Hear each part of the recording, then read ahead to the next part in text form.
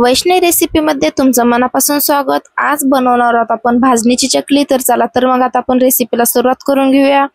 चला तर मग आता इथे घेतलेले मी अर्धा किलो तांदूळ, राशनचे तांदूळ घेतलेले, जुने तांदूळ। इथे घेतलेले चण्याची डाळ, उडदाची डाळ आणि मुगाची डाळ, जिरं, धने, साबुदाणा, पोहे हे सगळं मी इथे घेतलेलं आहे। आणि आता आपण भाजून घेऊया इथे तांदूळ।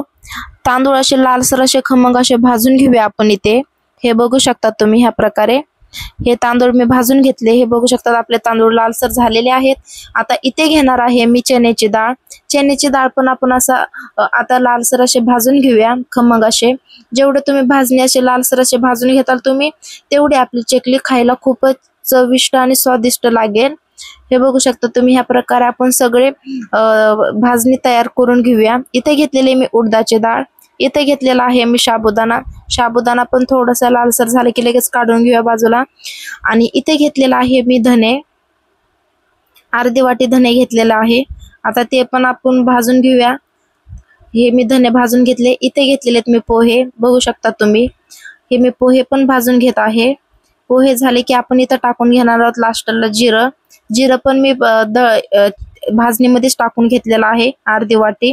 हे बघू शकता तुम्ही आपली भाजणी तयार आहे। आणि शक्यतो चकलीलाच दळून आणायचं।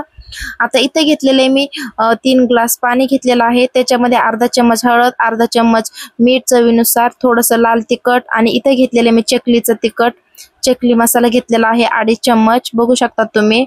आणि चकली मसाल्यामध्ये सगळंच असतं, म्हणजे कसं तीळ ते सगळं, त्याच्यामुळे थोडं थोडंच टाकलेलं आहे मी।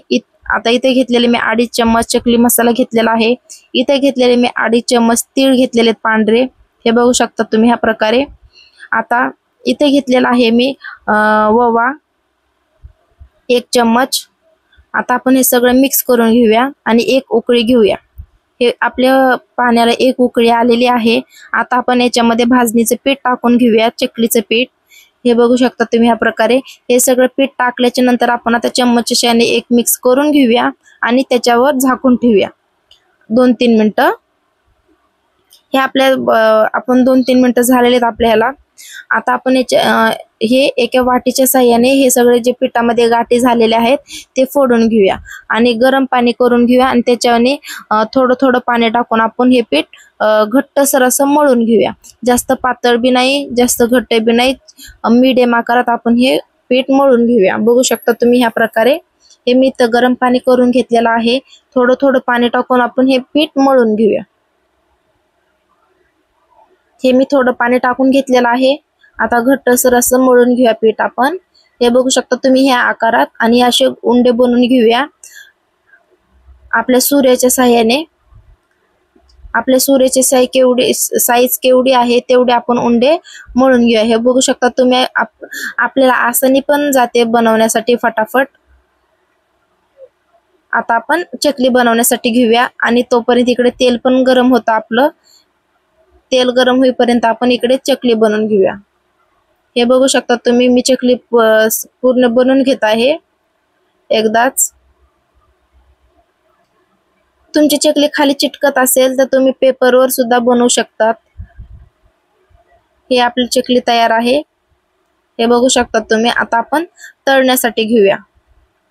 काही सुद्धा अवघड नाहीये की भाजणीची चकली म्हणजे काहीतरी वेगळं काही सुद्धा नाही, खूप सोपी पद्धत आहे। आता आपण चकलीचं थोडंसं तोडून याच्यामध्ये टाकून घ्या, कसं की आपलं तेल गरम झालं की नाही आपण चेक करूया। हे आपण आता फुल गॅस करून घेऊया आणि चकली तळण्यासाठी घेऊया। भाजणीची चकली खूपच छान लागते, चविष्ट लागते आणि कुरकुरीत सुद्धा होते। आता आपण हे सगळे चकली तळून घेऊया। हे बघू शकता तुम्ही किती छान झालेले आहेत आपली चकली, आणि कलर पण खूपच छान असं आलेला आहे आपल्या चकलीला, आणि काटेदार झालेले आहेत आपली चकली। बघू शकता तुम्ही काय तुटलेले नाहीत ना, काय नाही, फक्त आपल्याला पीठ छानपैकी मळून घ्यायचं आहे। आपली चकली तयार आहे। कशी वाटली रेसिपी तुम्हाला नक्की एकदा कमेंट मध्ये सांगा। जर तुम्हाला हा व्हिडिओ आवडला असेल तर नक्की चॅनलला लाईक करा, शेअर करा आणि सबस्क्राईब करा। थँक्यू।